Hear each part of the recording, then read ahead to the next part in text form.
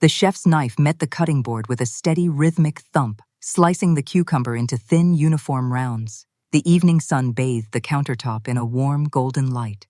Thump, thump, thump. The sound was all I could hear in the quiet kitchen. 3 years ago, right after Arthur passed, I moved in with my son, Julian. Leo had just been born, and Clara's maternity leave was up. With her going back to work, they desperately needed help. I can still hear Julian's voice when he came to get me. "Mom, it just doesn't feel right you living all alone. Come live with us. You can help look after Leo, too." That last part stung a little, but I ignored it. My grandson needed me. I arranged the cucumbers on a plate and pulled 2 ripe tomatoes from the fridge. Julian had always loved my meatloaf. As a boy, he could eat 2 huge helpings in one sitting. A small smile touched my lips. He might be a successful department manager now, but to me, he'd always be that chubby little kid with 2 deep dimples. "Grandma, Grandma!" A sweet voice called from the living room, followed by the pitter-patter of tiny feet. My little Leo barreled into the kitchen, throwing his arms around my leg.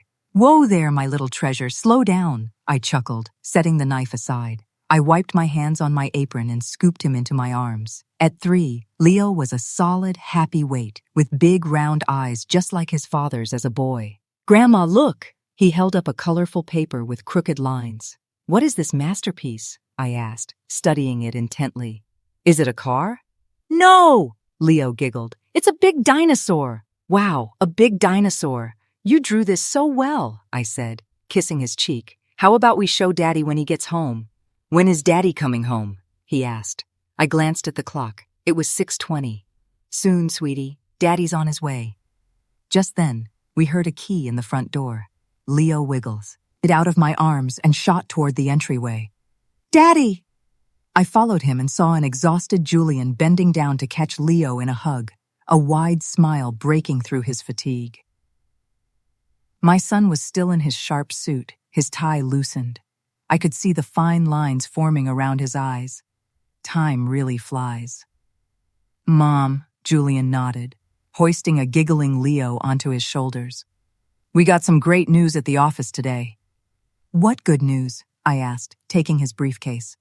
I caught the faint scent of sweat on him, just like his father. Julian's eyes lit up. "I got promoted to department manager." "Really?" I clapped, my heart swelling with pride. "That's wonderful. I always knew you were capable. I'll add a couple more dishes to dinner. We have to celebrate properly." I turned toward the kitchen, but Julian stopped me. "No need, Mom. I've already booked a private room at the Oak Room. I'm treating my colleagues, and Clara's meeting us there from the mall. I just came home to change." My hand froze. I slowly turned back.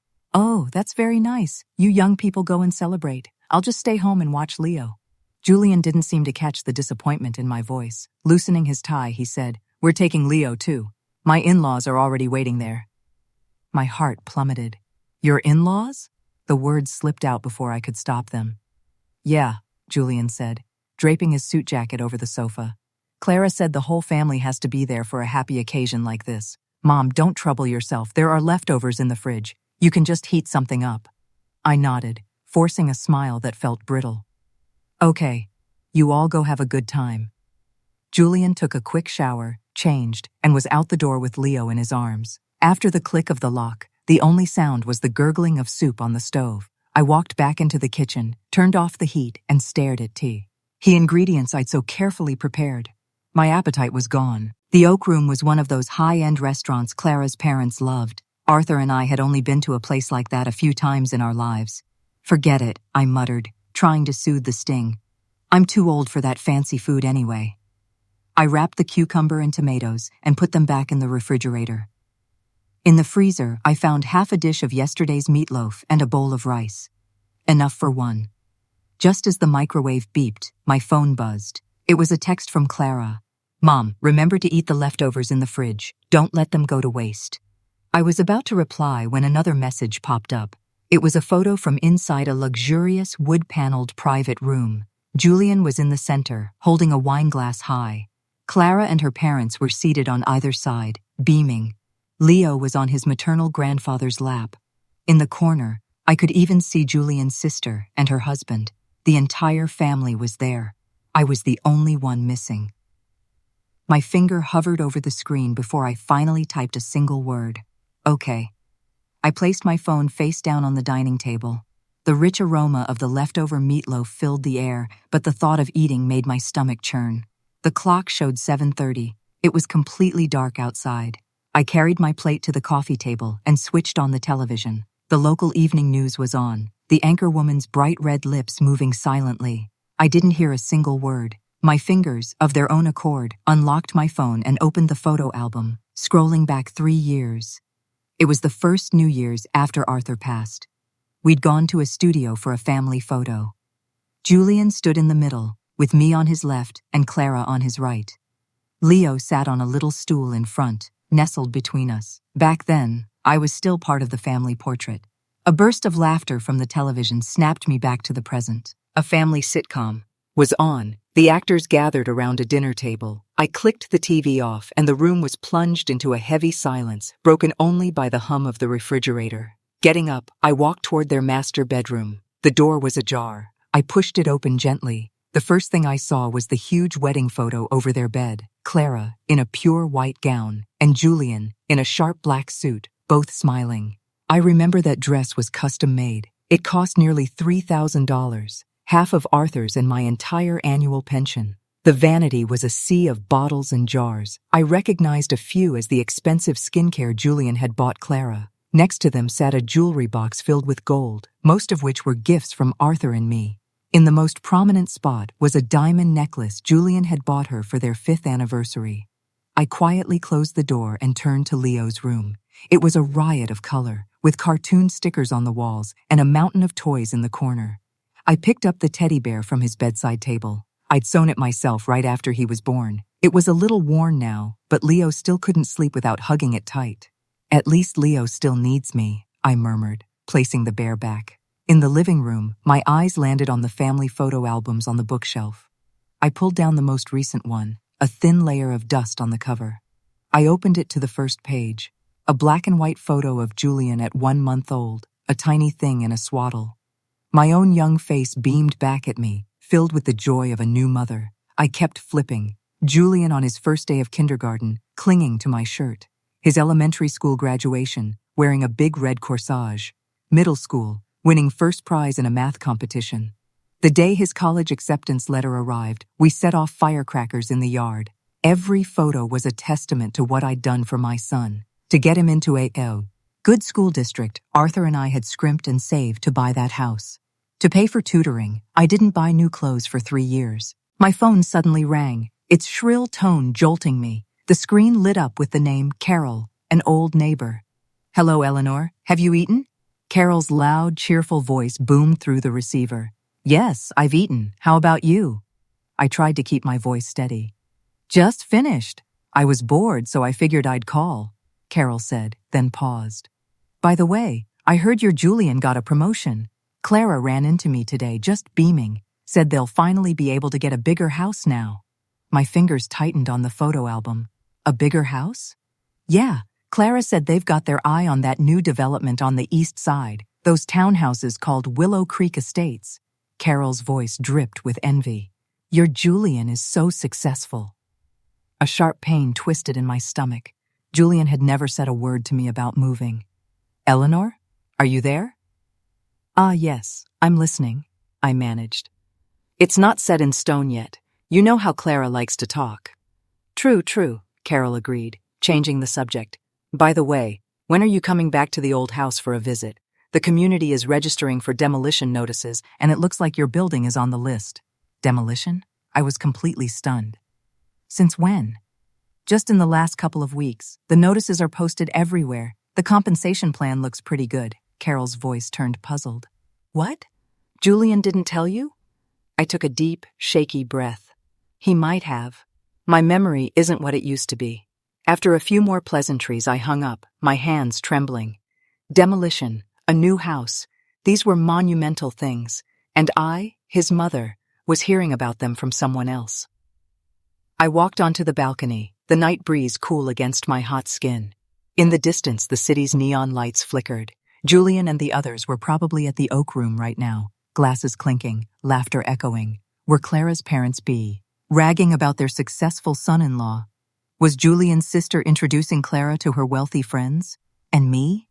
I was only good enough to eat leftovers, not even worthy of being told my own home was being torn down. Back inside, I opened the album again, my fingers stopping on a photo from Julian's college graduation. He wore a cap and gown, his arms slung around Arthur's shoulders and mine. The three of us were smiling so brightly. Back then, I was still important in his life. My finger traced Julian's young face in the picture, and a tear fell, splashing onto the plastic. I hastily wiped it away, but more followed, hot and silent. "Oh, Arthur," I whispered to my husband's smiling face in the photo. "Our son is all grown up. He doesn't need me anymore." I closed the album and went to the bathroom to splash cold water on my face. The woman in the mirror had red, swollen eyes, and the wrinkles seemed deeper than they were last year. 68 years old. An age when other women were enjoying their golden years. I was feeling more like a ghost in my own life. Back in my bedroom, I opened the closet, and my eyes fell on a small suitcase tucked in the corner. It was the one Arthur had used during his last hospital stay. When he was discharged, the suitcase came back empty. I pulled it out and wiped off the dust. The wheels were a little stiff, but it still worked. I opened it. A faint, sterile smell of disinfectant lingered inside. Just for a few days, I told myself as I started packing a few changes of clothes. I'll go stay with Helen for a few days, just to clear my head.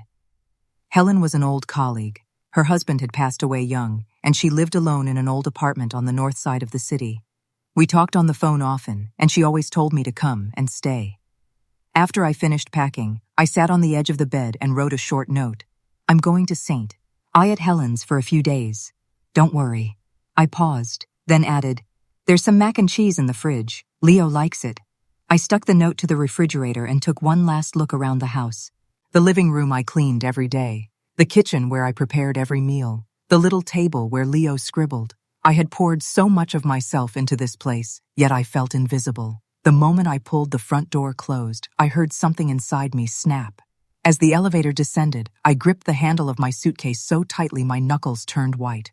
Walking out of the building, the security guard, Mike, gave my suitcase a curious look. "Mrs. Eleanor, heading out so late?" "Yes, just going to stay with an old friend for a few days." I managed a weak smile. "Take care now. Be safe." Mike waved. I nodded, dragging my suitcase toward the bus stop. The last bus had already gone, so I hailed a taxi. "Where to?" the driver asked. I gave him Helen's address and leaned my head back, closing my eyes as the car pulled into the night. My phone vibrated in my purse. It was a message from Clara. "Mom, where did you put Leo's formula? We're almost home." I stared at the screen, the words blurring, then put the phone away without replying. Let Julian find it himself, I thought. He should at least remember a little of how I took care of him as a child. The taxi stopped at a red light. Outside, a young family of 3 was crossing the street, the parents holding their little girl's hands. They were laughing about something. My vision blurred with tears. Once, Arthur and I held Julian's hand just like that, thinking that happiness would last forever. "We're here." The driver's voice pulled me back. After paying the fare, I stood on the sidewalk below Helen's apartment, suddenly hesitating. Was it right to disturb her so late? While I was second-guessing myself, my phone rang. It was Julian. "Mom, where did you go? Leo has been crying for his grandma." I took a deep breath and typed back, "I'm at Helen's for a few days. You two take good care of Leo." After sending the message, I turned my phone off. Tonight, just this once, I was going to be selfish. Dragging my suitcase up the stairs, I stood before Helen's door and rang the bell. In the few seconds I waited, a strange thought came. This was the first real decision I had made for myself in 3 years. When Helen opened the door, her eyes widened. "Eleanor! My goodness, what is all this?" "Can I stay for a few days?" My voice came out hoarse. Helen immediately pulled me inside, taking my suitcase. "What happened? Is it Julian and his family?" "It's nothing, I just wanted to get some fresh air," I said, forcing a smile. Helen's apartment was a small 1-bedroom, but it was immaculate and peaceful. A photo of her and her late husband hung on the wall, and green plants sat by the television. The air had a faint scent of sandalwood, and on the coffee table lay an open book and reading glasses. "Have you eaten? I can heat up some soup for you," Helen asked with concern. "No, thank you. I've eaten." I put down my bag, and a wave of exhaustion washed over me. Helen, sensing my state, Didn't press any further. Then you go take a nice hot shower first. I'll make up the bed for you. The sofa pulls out. It's very comfortable. As the hot water streamed over my body, I realized I'd been trembling. The steam fogged up the bathroom mirror, blurring my reflection and my thoughts. For 3 years, this was the first time I had showered without hearing Leo's voice, without being ready to rush out at any second. Wearing a set of clean pajamas Helen laid out, I walked out to find she had already pulled out the sofa bed, the sheets turned down invitingly. A glass of warm milk sat on the bedside table.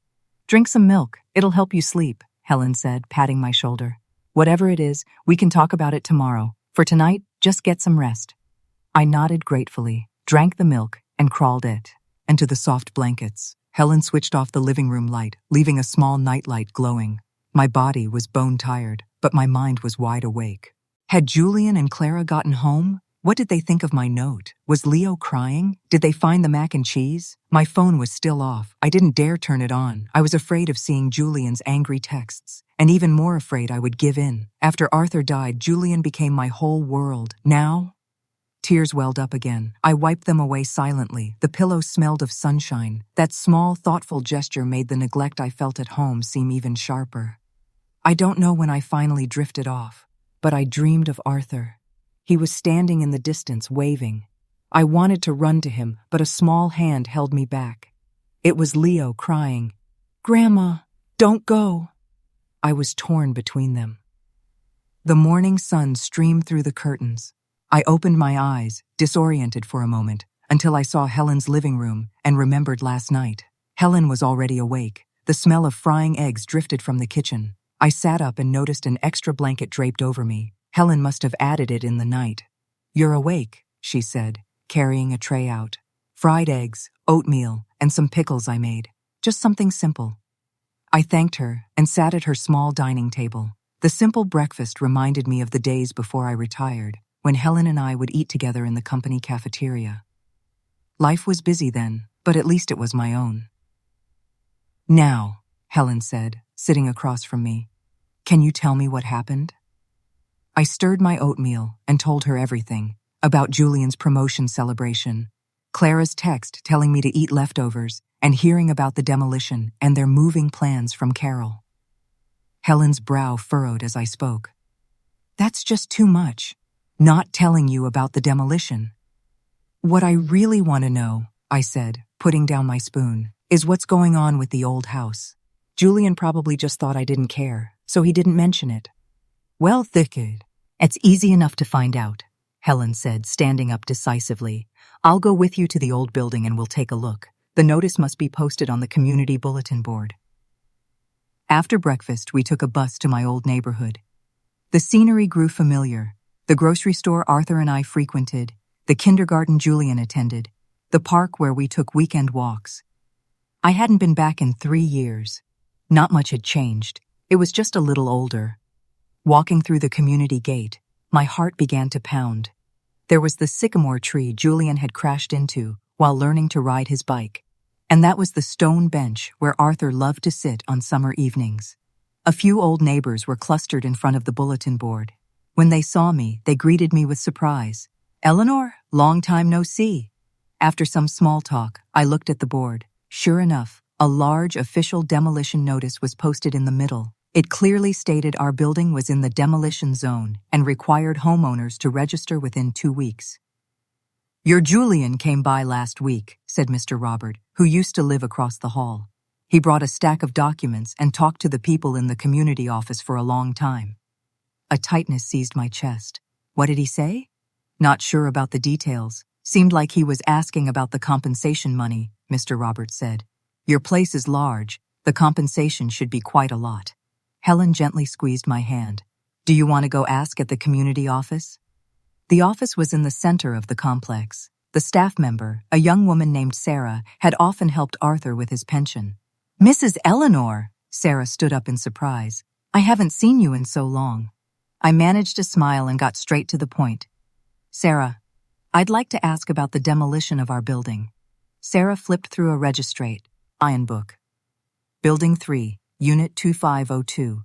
The homeowner is Arthur Chen. Your son was here last week. He submitted copies of the property deed and IDs. The preliminary compensation estimate is around $300,000. $300,000. The number made my head spin. After Arthur passed, the house was legally inherited by both Julian and me. Although I had been living with him, his name was on the deed. So, what's the status now? I asked, trying to keep my voice steady. It's in the assessment stage, Sarah explained. Once the assessment results are out and the agreement is signed, the compensation can be dispersed within 3 months. She hesitated. Your son said you weren't in good health and that he was fully authorized to handle everything. Is there a problem? A huge problem. I fought back a surge of anger. No, I just came to find out. Walking out of the community office, my legs felt so weak I had to lean against the wall. Helen looked at me with concern. Eleanor, are you okay? They're handling the demolition behind my back. My voice trembled. $300,000 in compensation. What does Julian plan to do with it? Buy a townhouse for Clara? Let's not jump to conclusions, Helen advised gently. Maybe Julian wanted to give you a surprise. I let out a bitter laugh. What kind of surprise needs to be kept a secret from me? Standing before the old house I had lived in for over 20 years, I took out my key. I had never been able to remove it from my key ring.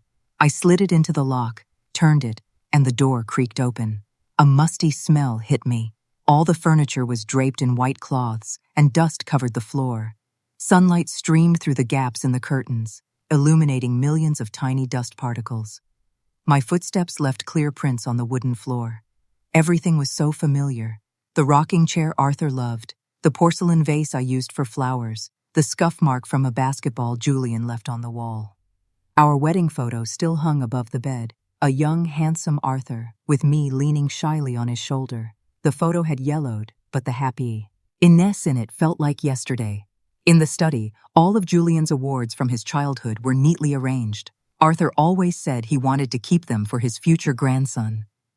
Julian's college schedule was still stuck to the kitchen refrigerator. There was a crack on the windowsill by the sink from a cup Julian had thrown in a fit of teenage angst. Every corner held a memory, and now, all of it was about to be turned to rubble. What hurt more was that my son was handling it behind my back. Eleanor, look at this, Helen called out, holding documents she had found in a drawer. I took them.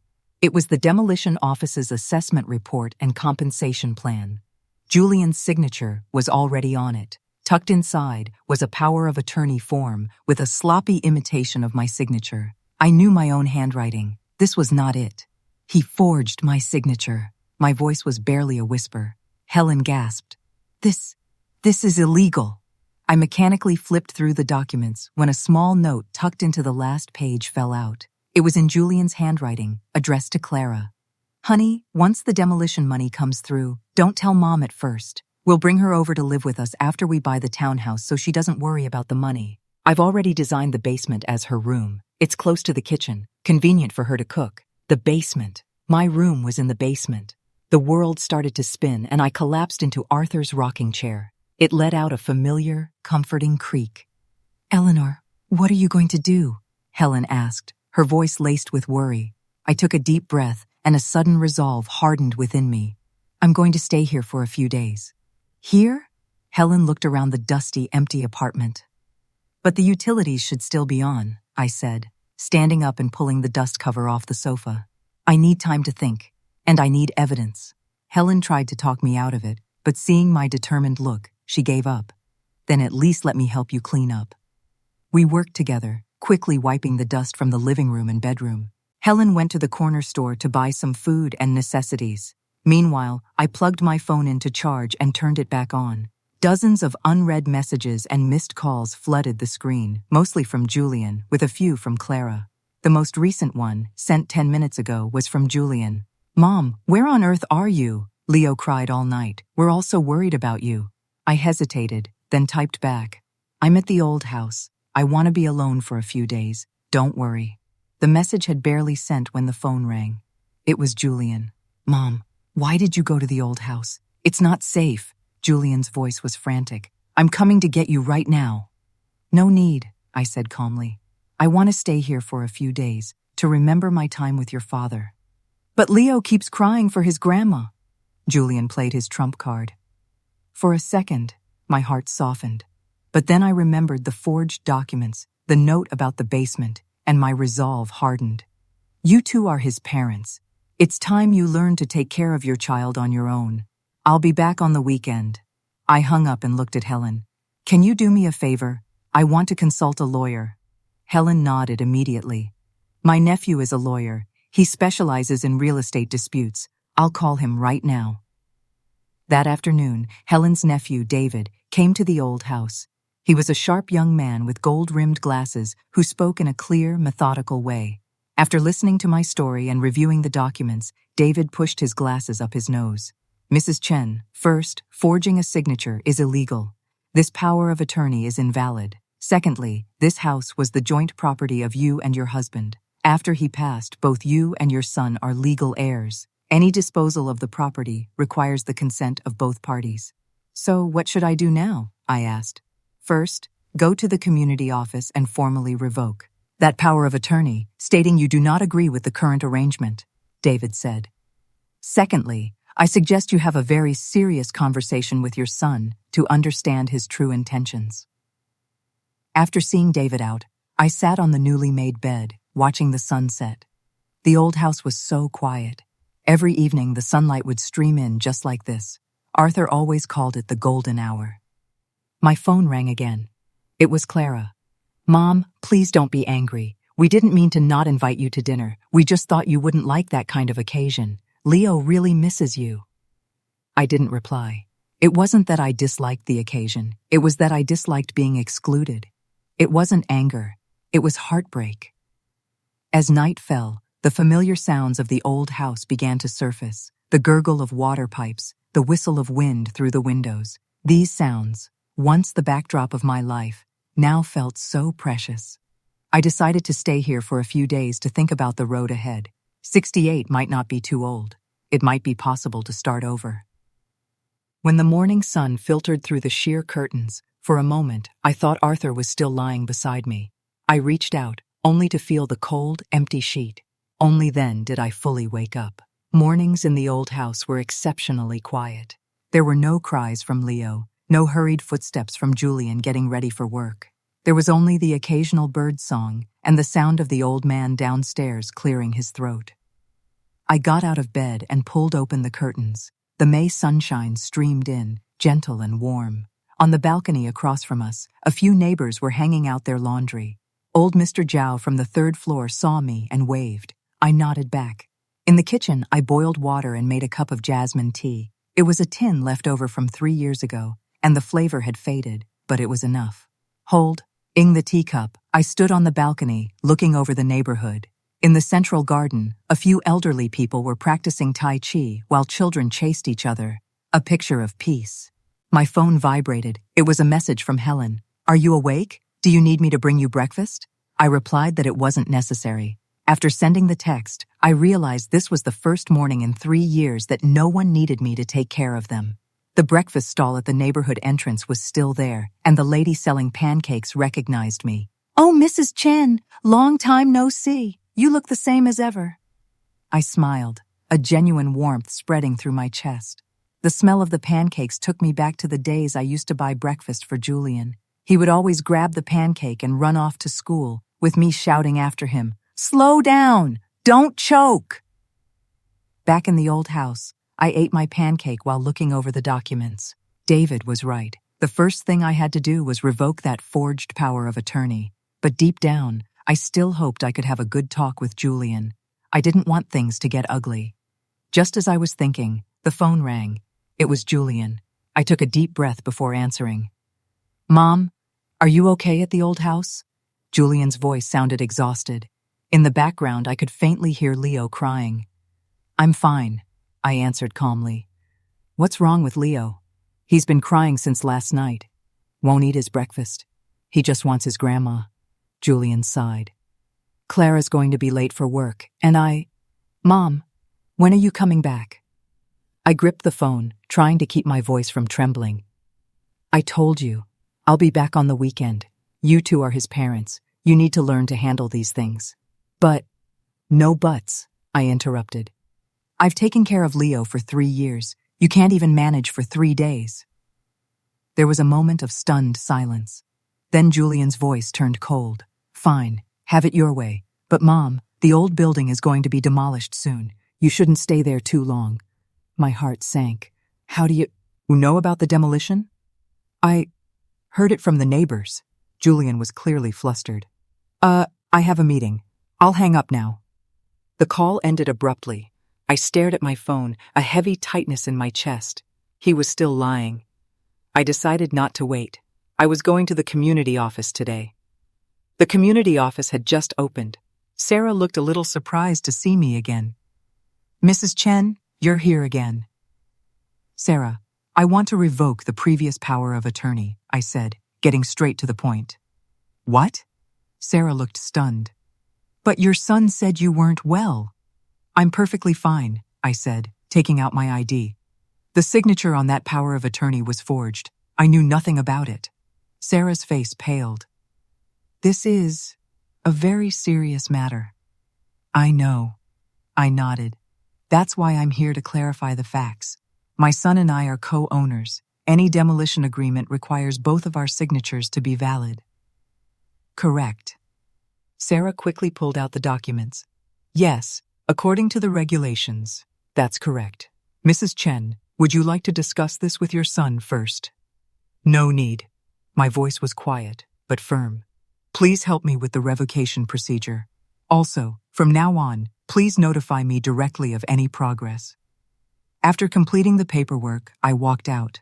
The sun felt warm, and it was as if a huge weight had been lifted from my shoulders. For the first time in 3 years, I had made a decision for myself. I had clearly said no.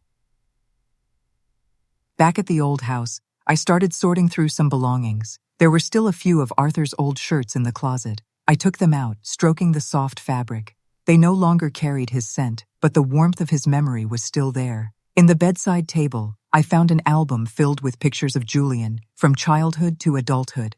I flipped through them, tears blurring my vision. In the afternoon, Helen came to see me, bringing hot muffins and homemade pickles. Did it go smoothly at the community office? She asked while helping me pack a box of old books. I took care of it, I nodded. Sarah said they will issue a new notice requiring both parties to be present. So what are you going to do next? I put down the photo album and sighed. I don't know. David said I'm entitled to a portion of the demolition money. I could buy a small condo, but what? But I don't want to lose Julian and Leo. The tears finally broke through. They're my only family. Helen pulled me into a hug. Silly woman, you're Julian's mother. That will never change. He might be influenced by Clara now, but blood is thicker than water. One day, he'll understand. As we were talking, the doorbell rang suddenly. Helen went to open the door, then let out a little cry of surprise. Eleanor, come and see this. I wiped my eyes and walked to the door. The hallway was filled with bags, baby formula, diapers, Leo's favorite snacks, and a few boxes of health supplements. On top was a note. Mom, we don't know where Leo's things are. Please use these for now.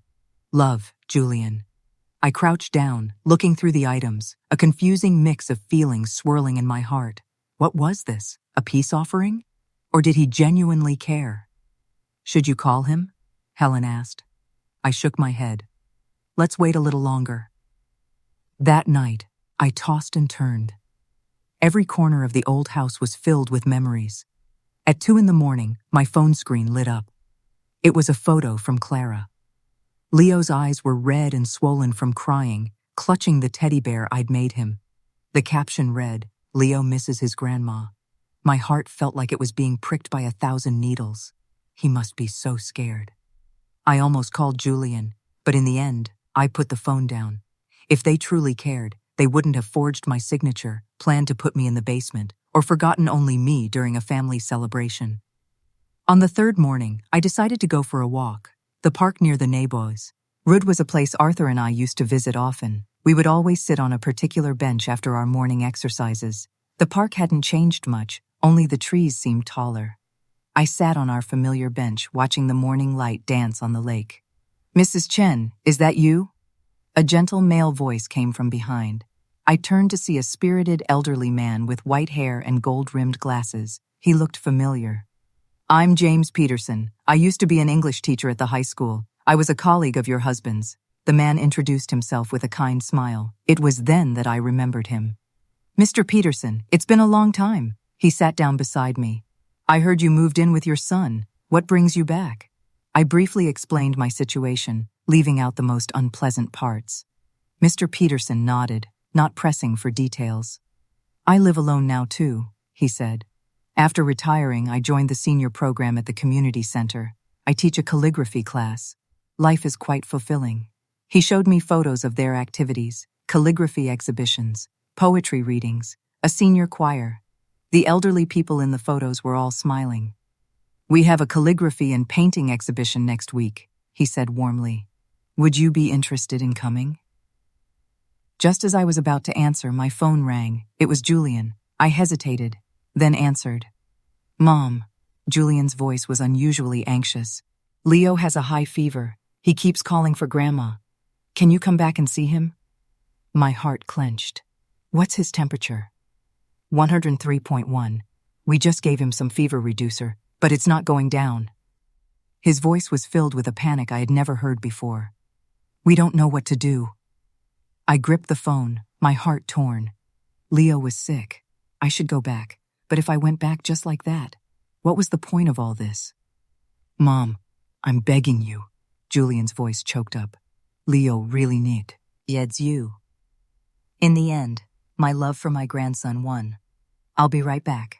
After hanging up, I apologized to Mr. Peterson, explaining I had a family emergency. He nodded in understanding and handed me a business card.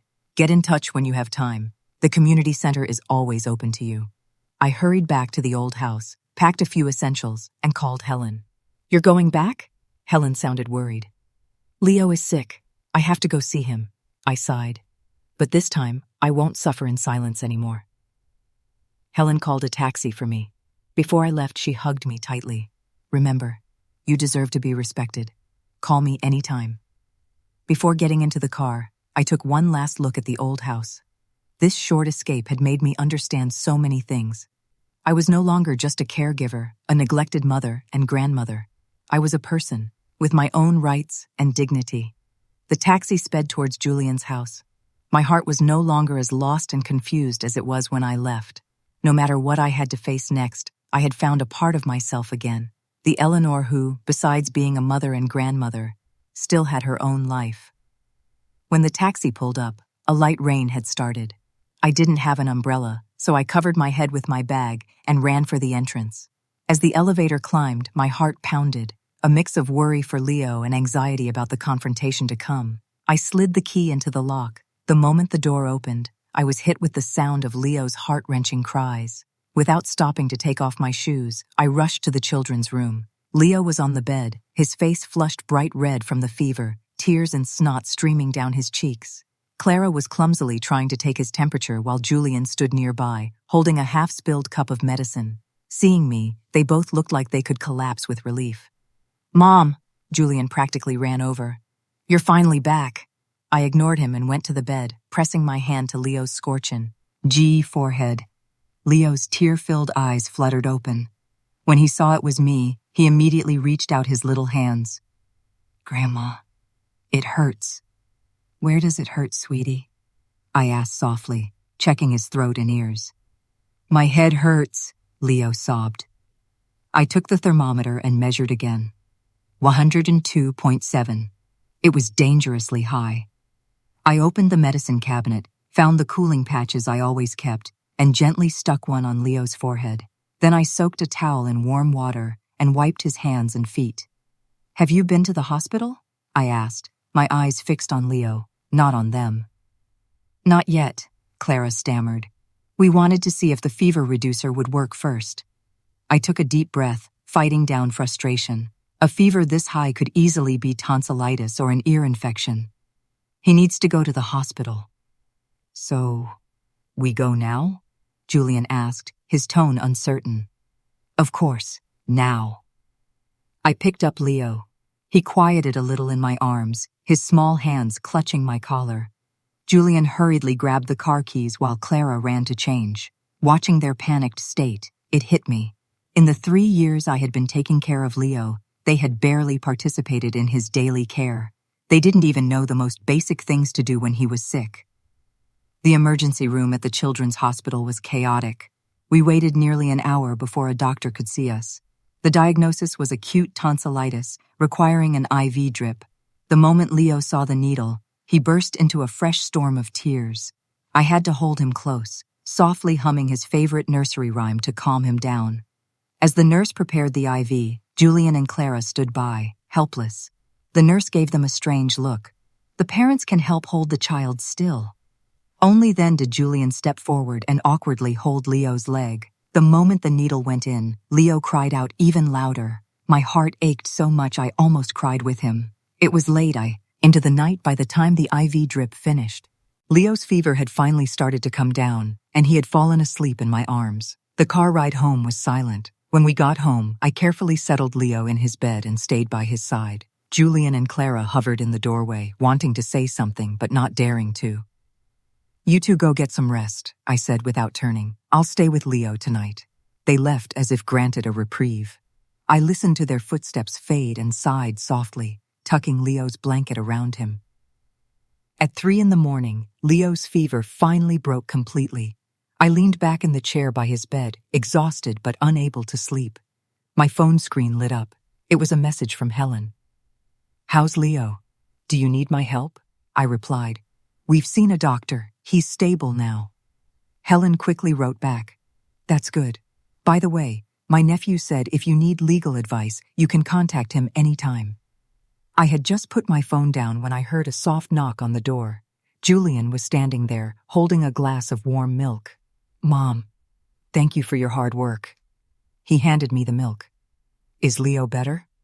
I took the glass and nodded. "The fever's gone. He should be fine." Julian sat on the edge of the bed, looking at the sleeping Leo. After a long silence, he finally said, "Mom, where were you these past few days? We were really worried." "I was at the old house," I said calmly. "I saw the demolition notice, and I saw the power of attorney you forged with my signature." Julian's face went white. "Mom, let me explain." "Explain what?" My voice was quiet, but each word was like a shard of ice. "Explain how you handled the demolition of the old house behind my back? Explain how you and Clara planned to use the money to buy a townhouse? Or explain how you planned to have me live in the basement?" Julian's eyes widened, shocked that I knew so much. "Mom, it's not what you think. We just wanted to give you a surprise." "Und." "Oh!" I hissed, keeping my voice low. "You're still lying to me." Julian hung his head, his hands twisting together. "I'm sorry, Mom. It was Clara. She said you were getting old, that we should just handle these things for you." "So, in your eyes, I'm already senile? Not even worthy of knowing my own house is being torn down?" My voice trembled. "Julian, that house was your father's and my life's work. And you?" "Mom!" Julian suddenly grabbed my hand. "After the demolition money comes through, we'll definitely give you a share. It's just that Clara has always wanted a bigger house, and you know how real estate prices are." I pulled my hand away, a deep chill spreading through my heart. "So how much were you planning to give me? A room in the basement?" Julian was speechless, his eyes darting away. Just then, Leo turned over in his sleep and murmured, "Grandma." We both looked at him, the tension in the room thick enough to choke on. "Go to bed," I finally said. "We'll talk tomorrow." Julian, as if granted another pardon, quickly left. I leaned back in the chair, staring at Leo's peaceful sleeping face as tears streamed silently down my own. This was the son I had raised. To please his wife, he could deceive his own mother. The next morning, Leo's fever was gone, and he was in much better spirits. I made him his favorite steamed egg custard, feeding him one spoonful at a time. Clara came out of her room, her expression a mix of guilt and relief. "Mom, thank you for last night." I didn't respond, just kept my focus on Leo. Clara stood awkwardly for a moment, then went to the kitchen. Julian came out with dark circles under his eyes. He clearly hadn't slept well. He sat across the dining table, wanting to speak, but not knowing how. Leo, happy and oblivious, called out, "Daddy!" breaking the heavy atmosphere. "Daddy, Grandma's back," Leo said, waving his arms. Julian orked a smile. "Yes, Grandma's back. Is Leo happy?" "Happy!" Leo answered loudly, then turned to me. "Grandma's not leaving." I kissed his cheek. "Grandma will always be with Leo." This sentence seemed to relieve Julian. The tense lines on his face softened, but I knew the problems between us were far from over. After breakfast, Clara left for work. Julian said he had taken a half-day off. While Leo was absorbed in his cartoons, Julian finally gathered the courage to speak. "Mom, about the old house. Can we talk properly?" I put down the cleaning cloth and sat on the sofa. "Go ahead, I'm listening." "First, I apologize for handling the demolition behind your back," Julian began, his head bowed. "But you have to believe, we never intended to mistreat you." "Then why forge my signature?" I looked him straight in the eye. Julian avoided my gaze. Because Clara said you might not agree to demolishing the old house.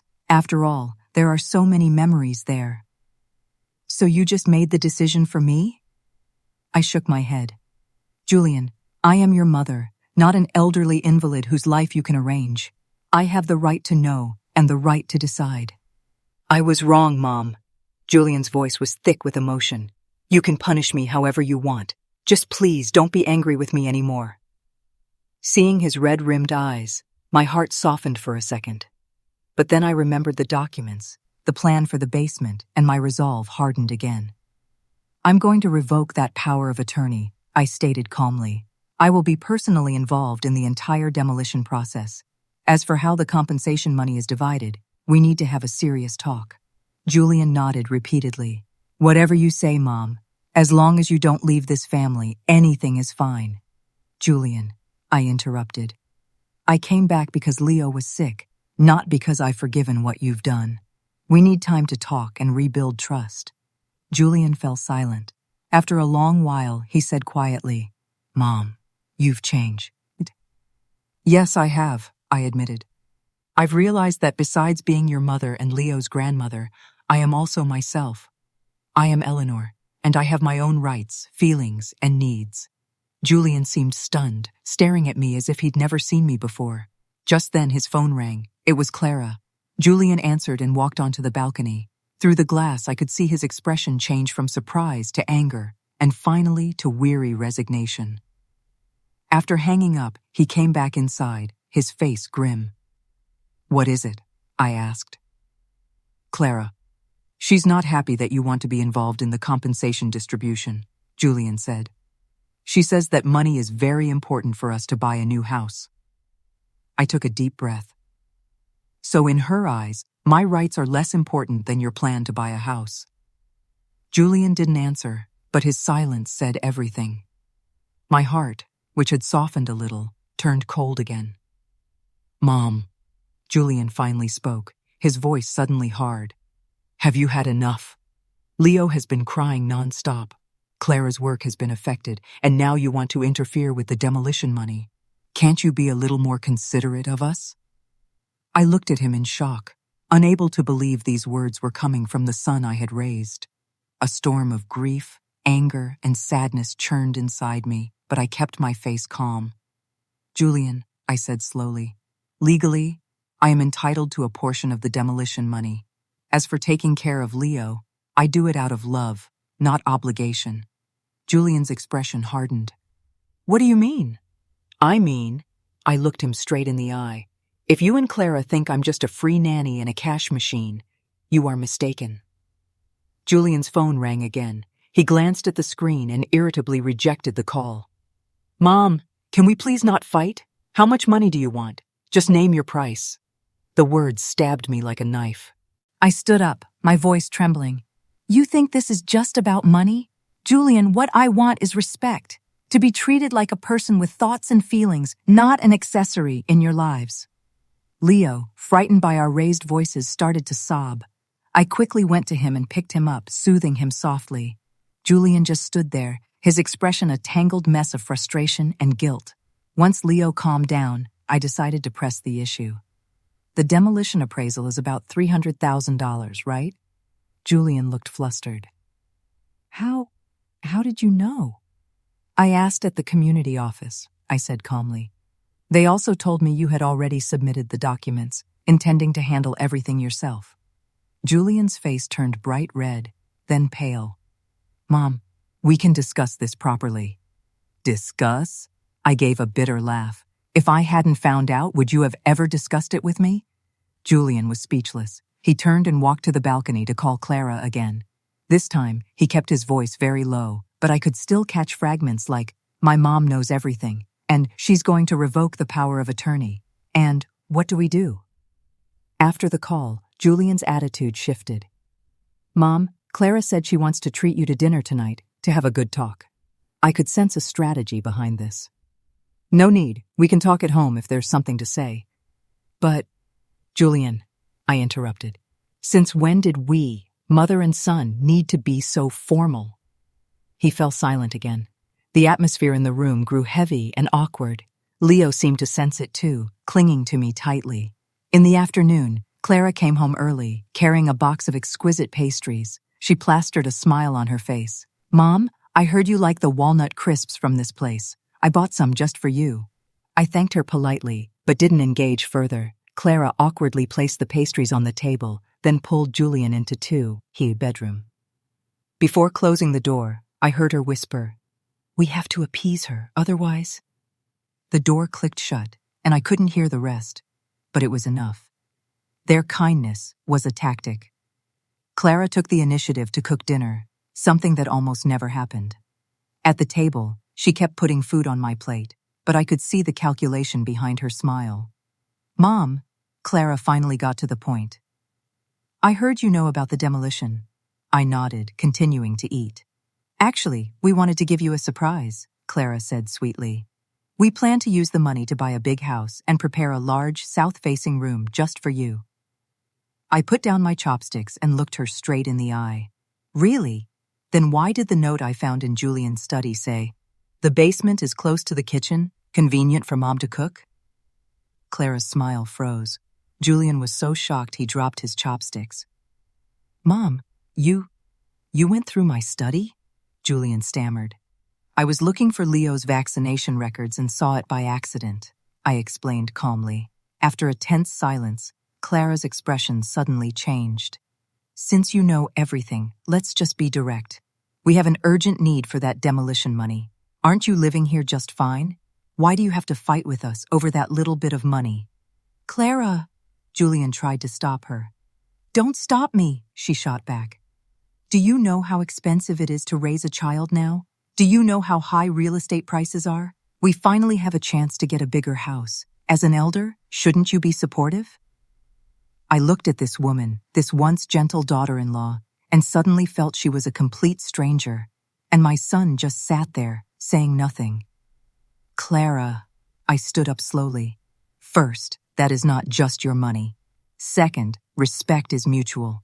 You plan celebrations without inviting me, tell me to eat leftovers, handle my hoe, use behind my back, and now you accuse me of fighting for money. Is this how you treat your elders? Clara wanted to say more, but Leo suddenly started crying. I picked up my grandson and left the dining table. Behind me, I heard Julian and Clara begin to argue in low, angry voices.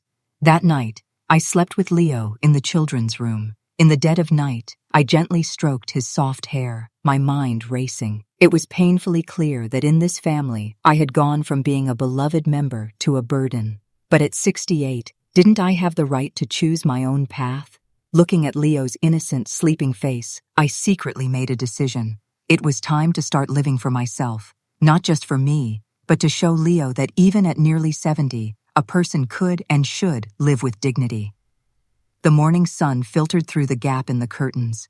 I rose gently, careful not to wake Leo. After last night's argument, the air in the house was still tense, but at least Leo's fever was gone, which was a small mercy. In the kitchen, I put water on to boil for oatmeal, moving quietly. The fridge was nearly empty. I found a few mushrooms and some greens, deciding to make a light mushroom and vegetable oatmeal. As I chopped the vegetables, my thoughts drifted to the community center Mr. Peterson had told me about. Calligraphy. I'd been obsessed with it when I was young, but then work, marriage, and family had pushed it aside. Maybe picking it up again would be a good thing. By the time the oatmeal was simmering, Julian walked in, rubbing the sleep from his eyes. "Mom, you're up so early." "I'm used to it," I answered, placing a bowl on the table. "I made Leo's separately. We can heat it up when he wakes." Julian sat down, staring blankly into his bowl. I noticed the dark circles under his eyes. "Mom," he began hesitantly, "about last night. Clara, she—" "No need to explain," I interrupted. "I understand your desire for a bigger house, but your methods were wrong." Julian lowered his head. "I know I was wrong. Actually, Clara and I had a big fig tea last night. I was a bit surprised but didn't let it show. I told her she shouldn't have treated you like that she shouldn't have handled the demolition behind your back." Julian's voice grew softer. "But she thinks I'm siding with you too much. And what do you think?" I put down the spoon and looked him directly in the eye. Julian looked up, his own eyes red-rimmed. "Mom, I don't know what to do. It's you on one side, and Clara and Leo on the other. I don't want to lose any of you." Seeing his pained expression, my heart ached for him. It was true, the son caught in the middle had his own struggles. But understanding didn't mean I would compromise. "Julian," I said, sitting across from him, "I'm not asking you to choose between me and Clara. I just want to be treated as a person, with thoughts and dignity, not as an afterthought." Julian was silent, then suddenly said, "Mom, you've really changed a lot." "Have I? You never used to express your feelings so directly. You always just endured in silence." I gave a small, bitter smile. "Because I used to think that forbearance was a form of love. Now I understand that true love requires mutual respect." Julian nodded thoughtfully, then as if making a great resolution, said, "Mom, you're right about the demolition money. It should be divided fairly. I'll talk to Clara again." I reached over and patted his hand. "Let's eat breakfast first. The oatmeal is getting cold." After breakfast, Julian left for work. Clara took the day off. Whether to spend time with Leo or to keep an eye on me, I wasn't sure. She stayed in her bedroom until after I had put Leo down for his nap. "Mom," she stood in the kitchen doorway, her tone much softer. "Can we talk?" I dried my hands on a towel and gestured for her to sit. "Go ahead." Clara wrung her hands. "About yesterday, my attitude was bad. I apologize." I didn't respond. Just waited for her to continue. "Julian and I discussed it," Clara went on, her eyes avoiding mine.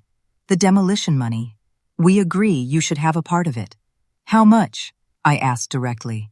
Clara was clearly not expecting such a blunt question. She flinched. "Well, we were thinking 20%. How does that sound? $80,000. I quickly did the math. The house was worth at least $300,000. Legally, I was entitled to at least half. "Clara," I said calmly, "do you know how much I am legally entitled to?" Her expression froze. "Mom, we're family. Why do we have to be so calculative?" "If we were really family," I interrupted, "you wouldn't have forged my signature. You wouldn't have planned for me to live in the basement. And you wouldn't have forgotten only me during a family celebration." Clara's face turned ugly. "Mom, are you trying to settle old scores?" "Not settling scores, but being reasonable," I said, standing up. "I will be consulting a lawyer about the demolition money. I won't give up what is rightfully mine, and I won't take a penny more." Clara shot up from her chair, the legs scraping harshly against the floor. "Fine. Since you want to tear this family apart, don't blame us." With that, she stormed back to her bedroom and slammed the door. I sighed, knowing the temporary peace was shattered, but strangely, I didn't feel panic or self-blame. Instead, I felt a sense of relief. At least now, we didn't have to pretend. In the afternoon, while Clara took Leo downstairs, I called Mr. Peterson to ask about the calligraphy class. "Mrs. Chen!" Mr. Peterson's voice was full of pleasant surprise. "I was just about to contact you. The class starts tomorrow at 2. Are you interested in trying it out?" "I'd love to try," I said, "but I might not be able to make it on time every week." "No problem at all," he said warmly. We're very flexible. You're welcome anytime. After hanging up, I felt a long-lost sense of anticipation. Calligraphy. I wondered if my hands, which hadn't held a brush in over 30 years, could still write a beautiful character. Raticting. In the evening, Julian worked late. The dinner table was just me, Clara, and Leo. The atmosphere was so heavy that even Leo ate quietly. After dinner, Clara took Leo to his room, leaving me alone. I turned on the TV but couldn't focus. My phone vibrated. It was a message from Helen. "How are things?" "Any better?" I replied. "Calm for now, but the problem isn't solved. I'm thinking of going to the community center tomorrow." Helen wrote back, "Good idea. Getting out will do you good. By the way, my nephew said if you need legal help, call him anytime." I thanked her and put down my phone. Legal action was my last resort. I still hoped we could resolve things peacefully. The next morning, for a change, Julian was home for breakfast. Clara was still asleep. I made his favorite biscuits. "Mom," Julian said, "do you have any plans today?" "I'm thinking of going to the community center this afternoon," I told him. "Mr. Peterson invited me to join the calligraphy class." Julian looked surprised. "A calligraphy class? Since when were you interested in that?" "I loved it when I was young," I said, pouring him orange juice. "But then I got busy with work and family. Now that I have time, I want to pick it up again." Julian nodded thoughtfully. "That's great. You should have your own hobbies." I sensed a shift in his attitude. "Did Clara say something to you?" He put down his fork and sighed. "She said you threatened to get a lawyer." "I didn't threaten," I corrected. "I just said I would consult a lawyer to understand my rights." "Mom!" Julian suddenly grabbed my hand. "Let's not take it that far, okay? A family suing each other. It would be so ugly." Looking at his pleading eyes, my heart softened. "Julian, I don't want that either. But you both must respect my rights and feelings." He nodded. "I understand. I'll try to talk to Clara again." After breakfast, Julian left. Clara eventually got up and took Leo to her parents' house without saying goodbye. The apartment was finally quiet, and I felt a sense of relief. At 1:30, I packed a small bag and took the bus to the community center. On the way, I watched the familiar streets flash by, remembering when I used to carry my art supplies to class. Back then, I had dreams too. The community center was on the 3rd floor, spacious and bright. The hallway was decorated with artworks by the members. Though the skill levels varied, you could see the heart in each piece. "Mrs. Chen," Mr. Peterson greeted me, warmly shaking my hand. "I'm so glad you came." He showed me around the facility, introducing me to the choir, the painting class, the Tai Chi group, and finally, the calligraphy classroom. A dozen silver-haired students were diligently practicing. They all looked up and smiled kindly. "Today we're learning the basic strokes of standard script," Mr. Peterson announced. "This is Mrs. Chen. She was a middle school art teacher and has a good foundation." I quickly waved my hands in protest. "I haven't practiced in years. I'm starting from scratch." Mr. Peterson sat me next to a kind-looking old lady. "This is Pat. She's the life of our class." Pat smiled and handed me a brush. "Mrs. Chen, welcome to our Sunset Glow team." The classroom was filled with a relaxed, cheerful energy. The moment I dipped the brush in ink and made the first stroke, a long-lost sense of tranquility washed over me. Horizontal, vertical, left-falling stroke. The basic movements were rusty, but the feeling was slowly coming back. "Relax your wrist," Mr. Peterson guided softly. "Yes, just like that. You have a very good foundation." When the 2-hour class ended, I found myself wanting more. Pat invited me to their after-class tea party, and I gladly accepted. At the tea party, the elderly members spoke freely about everything from calligraphy to family. When I vaguely mentioned the conflict with my son, Pat patted my hand sympathetically. "My 2 sons are Eve, and worse. They almost came to blows over demolition money. They don't even speak now." Another gentleman chimed in. "When children grow up, they have their own lives. We old folks have to learn to find our own fun." Listening to everyone's stories, I realized so many elderly people faced similar struggles. The difference was that some chose to suffer in silence, while others bravely fought for their dignity. On the way home, my mood was noticeably lighter. I passed a stationery store and, on an impulse, bought some proper paper and an inkstone. I opened the door to my son's house and was surprised to find both Julian and Clara in the living room. Leo was playing with blocks. Seeing me, Julian stood up. Mom, you're back. How was the calligraphy class? It was great, I answered, noticing a cake box on the coffee table. Mom, Clara began, her tone much softer. We bought your favorite chestnut cake. We wanted to have a good talk with you. I put down my bag and sat in the armchair. Go on. Julian and Clara exchanged a look. Then Julian said, Mom, we've discussed it.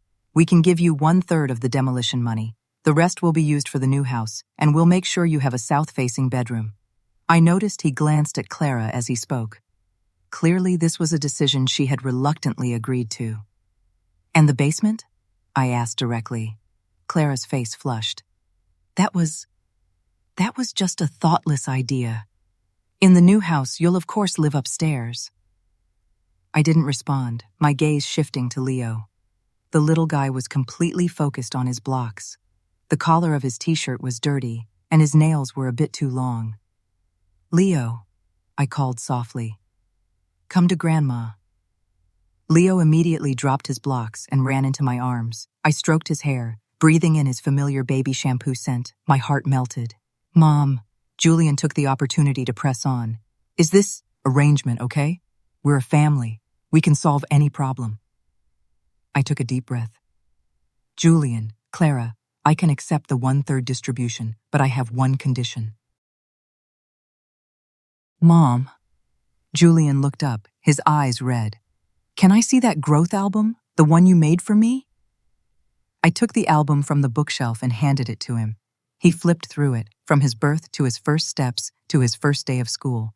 Next to each photo was my neat handwriting. When he reached the last few pages, Julian froze. There were photos he had no memory of. At his college graduation, me standing beside him, smiling. On his wedding day, with Arthur and me posing with him, tears in our eyes. When Leo was born, me holding the newborn, my face full of pure happiness. These were all important moments in your life, I said softly. I've always treasured them. His tears finally fell, dripping onto the plastic-covered photos. Mom, I was wrong. I was so wrong. I hugged him, patting his back gently, just like I did when he was a child. It's okay, son. It's okay. That afternoon, we talked for a long time, about funny stories of Arthur, about why I had moved in with them, about his feelings of being overwhelmed by work and family. That 3-hour conversation was more in-depth than all our communication over the past 3 years. Before he left, Julian hugged me tightly. Mom, I'll bring Leo to see you next week. Can Clara come too? Of course, I smiled. I'll teach Leo how to write with a brush.